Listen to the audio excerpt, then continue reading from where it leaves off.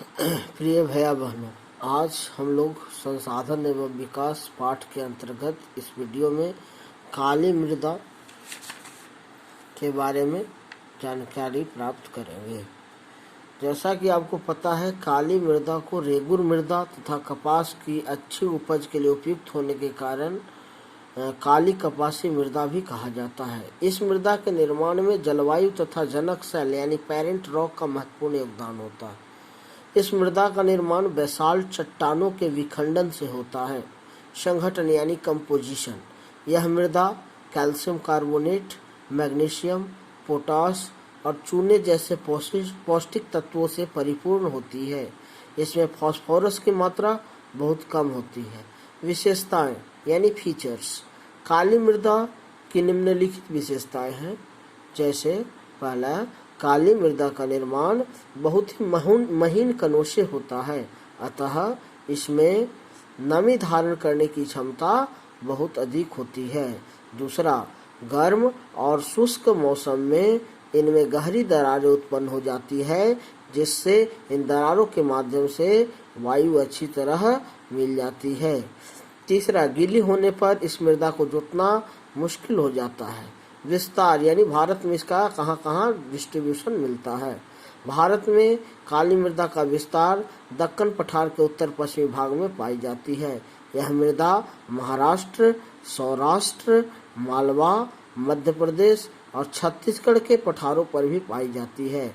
अगर दक्षिण पूर्वी भाग की बात की जाए तो यहाँ यह मृदा गोदावरी तथा कृष्णा नदी घाटियों में पाई जाती है। आगे है लाल और पीली मृदा यानी red and yellow soil. Deccan पठार के पूर्वी और दक्षिणी हिस्सों में रवेदार आग्नेय चट्टान यानी क्रिस्टलाइज आग्नेस रॉक्स पर कम वर्षा वाले क्षेत्रों में लाल मृदा का विकास होता है। इस मृदा का लाल रंग रवेदार आग्नेय तथा रूपांतरित चट्टानों में लौह धातु की उपस्थिति के कारण होता है। जब इस मृदा में जल की मात्रा मिल जाती है तो इसका रंग बदलकर पीले रंग की हो जाती है, इसीलिए इसे हम लोग लाल और पीली मृदा के नाम से जानते हैं। विस्तार यानी डिस्ट्रीब्यूशन, भारत में लाल और पीली मृदा उड़ीसा, छत्तीसगढ़, मध्य गंगा मैदान के दक्षिणी छोर पर, पश्चिमी घाट के पहाड़ी पद पर पाई जाती है।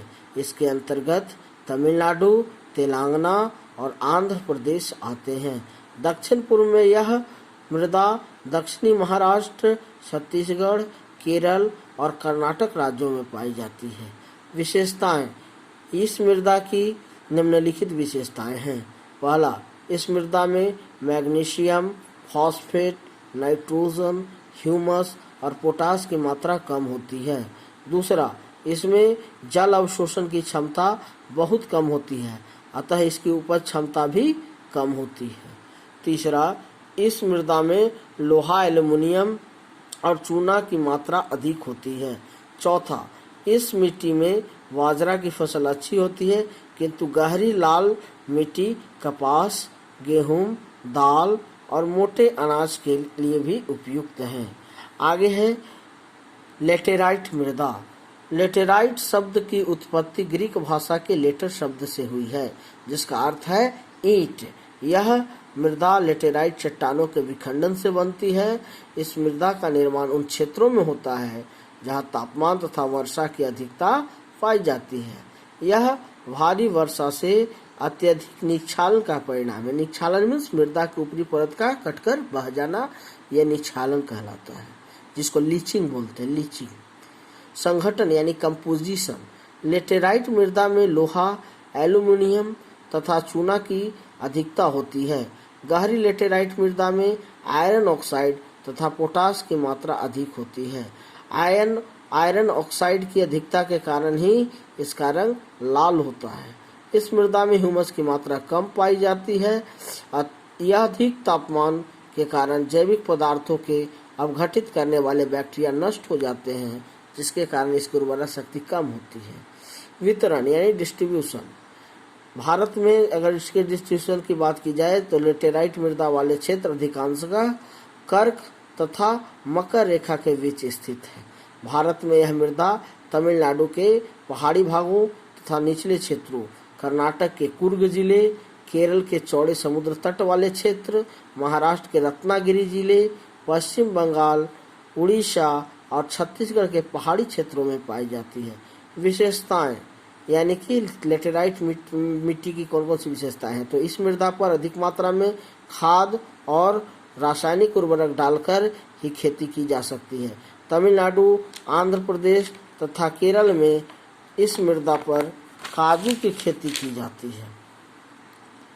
यह इसके लिए उपयुक्त है। यह मोटे अनाज, कपास, सिनकोना, चाय तथा कहवा जैसे नकदी फसलों के लिए भी उपयुक्त है। यह लोहा, एल्युमिनियम तथा मैग्नीज की प्राप्ति में उपयुक्त है ना, यानी इसमें लोहा, मैग्नीज और एल्युमिनियम खनिज जैसे खनिजों को प्राप्त किया जा सकता है। और पांचवा है, कच्ची सड़क के निर्माण में भी इसका उपयोग पत्थर के रूप में किया जाता है। आगे के वीडियो में हम अन्य मृदाओं के बारे में बात करेंगे। धन्यवाद।